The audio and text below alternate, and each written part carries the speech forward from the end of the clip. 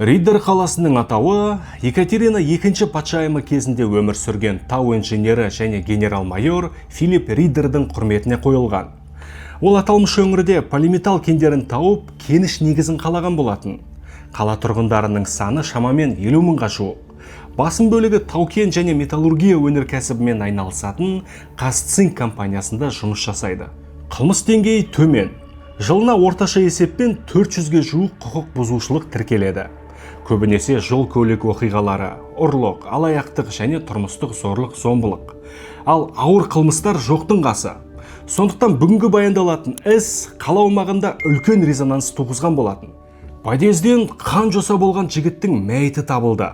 Оқиға орнына келген сақшылардың төбе шашы тік тұрғаны бар. Себебі марқұмды айуандықпен бауыздағаны соншалық, басы кесіліп кеткен десе болады. Басты желке тұсындағы терісі ғана ұстап тұр. Айта кетерлігі, аталмыш оқиға жайлы 4 жыл бұрын баяндаған едім. Бірақ ол кезде қолымда іс материалдары болмаған соң, үстіртін ғана сипатталған болатын. Бұл жолы қылмыс барысы түпті қиянымен баяндалмақ.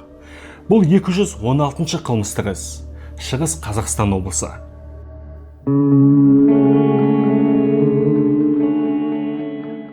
Заман ағымы тым жылдам болып кетті. Ал біз қалыс қалмауға міндеттіміз. Себебі заманауи цифрлы құралдардың маңызы өте зор. Мультфильмдер, бейнеклиптер және қысқа метражды фильмдерді енді үйде отырып-ақ жасауға болады. Бұрынғыдай видеографтардың қажеті жоқ. Аталмыш құралды тіпті қосымша табыс көзіне айналдыруға болады. Отандық хабарландыру алаңдарында жасанды интеллектпен тапсырысқа бір видео жасау 5000 теңгеден 15000 теңгеге дейін тұрады екен. Бәсекелестер саны әзірге көп емес. Сондықтан уақыт жоғалтпай көшке ілесіп алған абзал. Егер блогер болсаңыз, осы құралмен видеолар әзірлеп, контент жасауға болады. Яғни мүмкіндіктер сан алуан.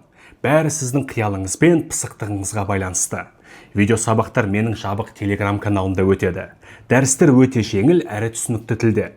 Видео жасау барысы нөлден бастап тәптіштеп көрсетіледі. Ең бастысы, бір ғана емес, бірнеше тегін құралды игеруге болады. Сабақ бағасы небәрі 2500 теңге. Үйренуге ниетті болсаңыздар, төмендегі WhatsApp нөміріне ЖИ деп жазыңыздар. Аузыңнан қиып абдырап жүргенде, пысықтар жасанды интеллект үйреніп жатыр.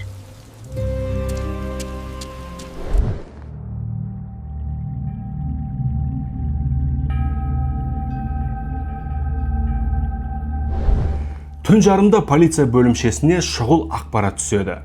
Әлде бір даурыққан қыз қоңырау шалып, подъезінде қансыраған мәйіттің жатқанын хабарлайды. Бірақ өзінің жеке басы жайлы ақпарат беруден бас тартқан. Сөйтіп оқиға болған мекен-жайды айтқан соң, тұтқаны қоя салыпты. В области лица еще имеется около 18 ножевых камней. Имеются насильные брызги площадью до 1 метра, высотой где-то до 1,5 метров. При подъеме на лестничный пролет первого этажа, получается, также обнаружили там группа пятен темно-белого цвета. Діттелген мекен-жайға шамамен жарты сағатта жеткен сақшылардың абдырап қалғандары бар. Подъездің кіреберісінде қанға бөккен жігіт жатыр. Айналасы толығымен қанға малынып, көлше аққан. Бірақ сорақысы бұл емес. Марқұмның басы үзілейін деп тұр. Қанішер оны жауыздықпен бауыздағаны соншалық, тіпті мойын омыртқасында кесіп жіберген. Яғни жігіттің басын желкесіндегі терісі ғана ұстап тұр. Аталмыш кадрларды YouTube'да көрсетуге болмайды. Сондықтан Telegram каналымда ғана жариялауға мәжбүрмін. Сілтемесі әдеттегідей төменде. Көп ұзамай қалтасынан құжаттары табылып, марқұмның жеке басы анықталды. Ол 30 жасқа таяған әлдебір Александр Бабенко. Сондай-ақ қалталарынан ұялы телефон және ақша секілді бағалы заттары табылған. Демек қылмыстың астарында қарақшылық тонау себебі жоқ. Барлық нышандар бойынша Александрды жоспарлы түрде қасақана өлтіргенге ұқсайды. Ал айуандықтың астарында әлдебір жеке себептер жатқан сияқты. Ал оқиға орнын шолған криминалистер қанға малынған аяқ іздерін анықтады. Әлгі іздер 3-ші қабатқа дейін жалғасып, 115-ші пәтердің алдында үзілген. Сақшылар дереу пәтердің есігін соғып, қоңырауын баса бастайды. Алайда ешкімнің есікті ашатын түрі жоқ. Шамамен 20 минуттан соң есікті әлдебір маужыраған қыз ашты. Өзін Яна Серова деп таныстырған 22 жастағы бойжеткен подъездегі мәйіт туралы бейхабар екенін айтады. Тіпті ешқандай шуды да, дыбыстарды да естімепті. Сөйтіп ұйқысы келіп тұрғанын айтып, қош айтысуға тырысады. Ал сақшылар пәтерін шолып шығуды сұрағанда, әлгі қыз бас тартып есікті жауып алмаққа тырысқан.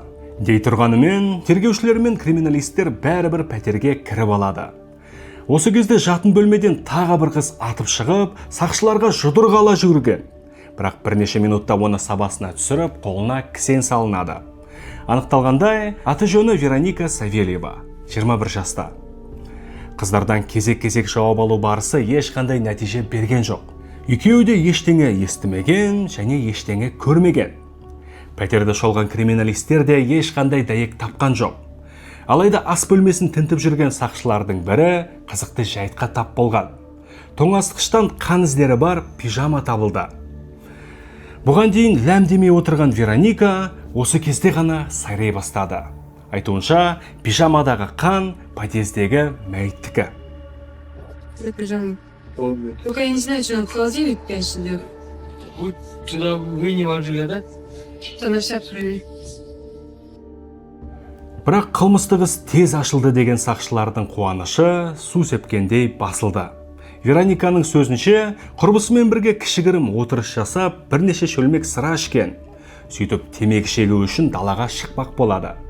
Алайда подъезде қансыраған жігітке тап болыпты. Бастапқыда жігіт тірі болған көрінеді. Тіпті ыңырсыған дауысын естіген екен. Абдырап қалған қыз әлгі жігітке көмектеспек болып таяғанда, бауыздалғанын көріп шошып кеткен. Яғни пижамасының қанға малынуы осы себептен. Одан кейін Вероника пәтерге жүгіріп келіп, дереу полицияға қоңырау шалған. Көп ұзамай оның жауаптары толығымен расталды. Вероника шынымен де полицияға өз телефонымен қоңырау шалыпты. Ал пижамасын тоңазытқышқа жасыруының себебі артынша түсінікті болды. 21 жастағы Вероника Савельева өте бұзық қыз. 14 жасынан бері есепте тұрады. Төбелес және бұзақылықтар үшін бірнеше рет істі болған. Ал бірнеше ай бұрын жергілікті кафеде төбелес шығарып, қарсылас қызды жан сақтау бөлімшесінен бір-ақ шығарған. Салдарынан ол 1 жылға шартты жазаға кесіліп, пробацияда жүрген екен. Яғни аптасына бірнеше рет учаскелік инспектордың алдынан өтіп тұруы тиіс. Ал пробацияның талабы бойынша ол ешқандай құқық бұзушылық жасамауы қажет. Әйтпесе 1 жылдық шартты жазасы шынайы жазаға айналады. Верониканың сөзінше, пижамасын тоңазытқышқа жасыруының себебі осы. Яғни ол барынша сақшылардың назарына түскісі келмеген. Ал жауапқа алынған құрбысы Яна Серова мардымды ақпарат айта алмайды. Өйткені ол қалың ұйқыда болған. Айыптағатын дәйек болмаған соң, қыздарды жайына қалдырып, сақшылар көршілерді аралауға көшті. Сондай-ақ, марқұмның жеке басына қатысты деректер шолына бастады.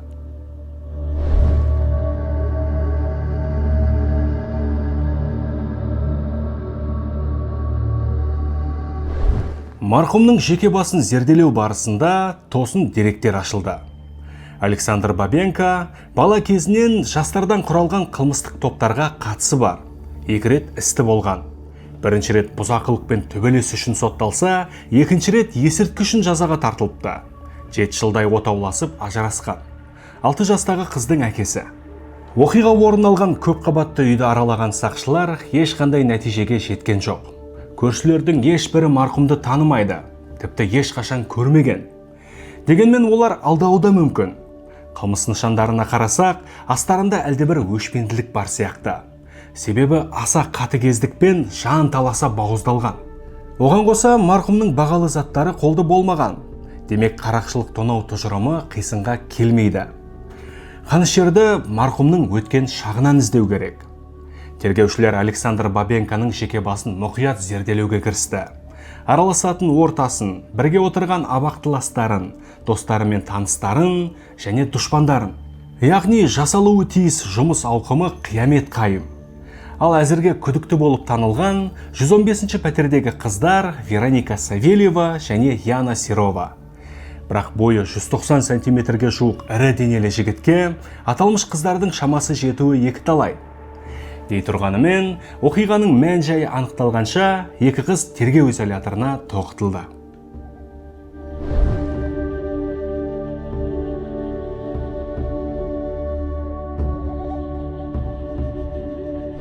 Өмірінде ешқашан абақтыда отырмаған Яна Серованың шамамен 5 сағаттан кейін жан айқайы шықты.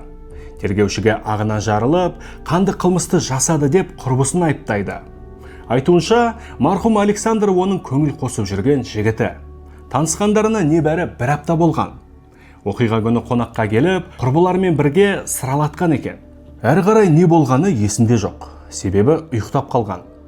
Түн жарымда Вероника оны оятып, Александрды өлтіріп қойғанын айтыпты. Сосын құрбысының полицияға қоңырау шалғаны есінде. Бірақ ұйқылы ояу болған Яна аса мән бермей, әрі қарай қалың ұйқыға батып кетіпті. Сосын сақшылар есікті жанталасып соққан кезде ғана оянған. Көп ұзамай, егіліп жылаған Яна ешкім күтпеген тосын деректі жайып салды. Анықталғандай, Вероника екеуі жай құрбылар емес, өте жақын құрбылар. Ұзын сөздің қысқасы жасырын көңілдестер. Қарым-қатынастарының жалғасып келе жатқанына 1 жылға таяған. Бірақ оның сөздері шындыққа жанаспай тұр. Себебі Верониканың күйеуімен 1 баласы бар. Ал Янаның өзі айтқандай, марқұм жігітпен көңіл қосып жүрген. Нәтижесінде аталмыш түсініксіз жайттың жай жапсары ашылды. Вероника мен Яна бисексуалдар. Яғни еркекпен де, әйелмен де көңіл жарастыра береді. Құрбысының жауаптарын артынша Вероника да растады. Александр Бабенканы өлтірген мойындап қана қоймай, қылмысының сорақы себебін де жайып салды.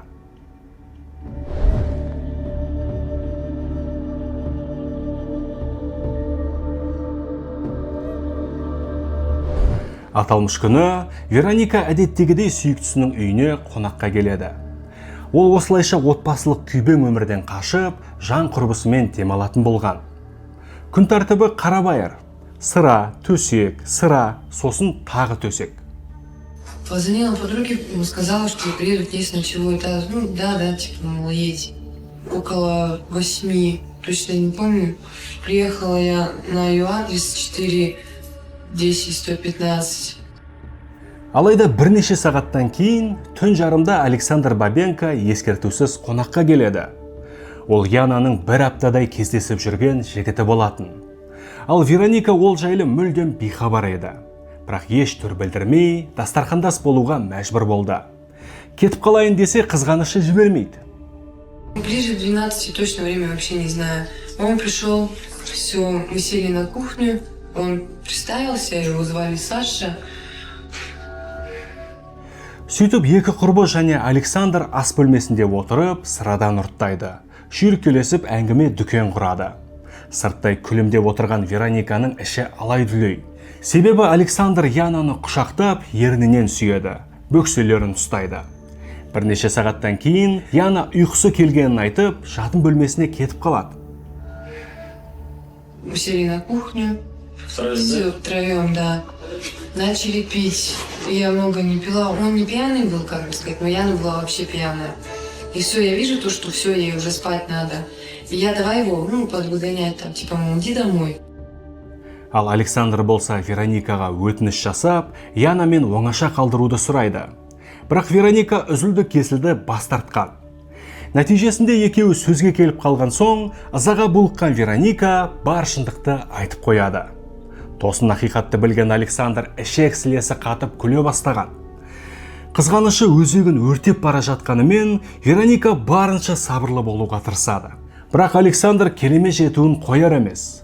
Нәтижесінде Вероника оны далаға шақырып сөйлесуді ұсынады. Ешқандай қауіп күтпеген жігіт ойланбастан келіскен.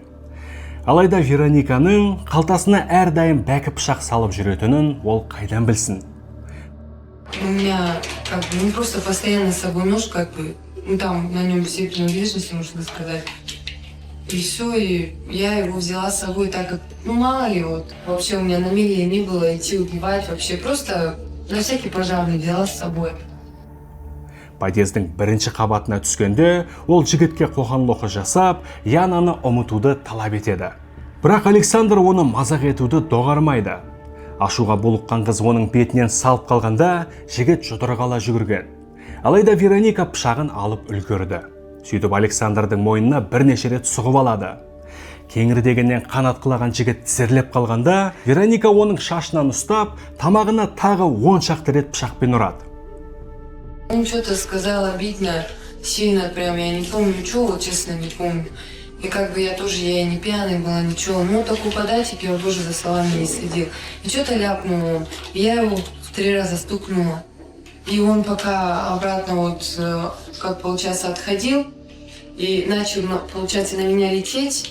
И я в этот момент успела, у меня как бы нож был тут сбоку. Я успела, он открывается, на ручку надавишь, он открывается. И я успела открыть, получается, нож. Я как только увидела кровь, вот это то, что я его протыкала, я вообще не соображала, что я делала. Я помню то, что я схватила его за волосы, я его как-то повернула на этой лестнице. И помню то, что я начала его ножом тыкать, я не знаю, куда-то в шею, ну, именно в шею, вот в эту вот область я ему тыкала ножом, я не знаю, сколько там я раз проткнула его. И в итоге я отошла, я увидела то, что там кругом кровь, я вся в крови.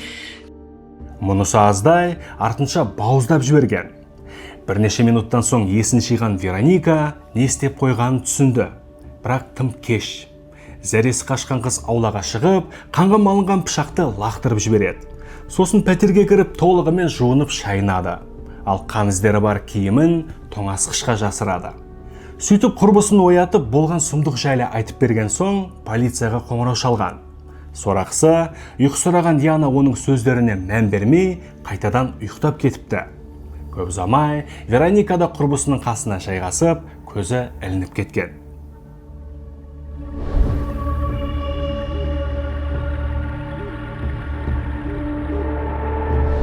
Тергеу барысында ағынан жарылған Вероника сот барысында жауаптарын өзгертіп шыға келді. Айтуынша, оқиға кезінде ол қатты қорқыныш жағдайында болыпты. Себебі Александр оны өлтіретінін айтқан. Бойы ұзын ірі денелі жігіттен сескенген ол, пышақты тек қорғаныс мақсатында қолданғанын айтады. Яғни өлтіру жоспары болмаған.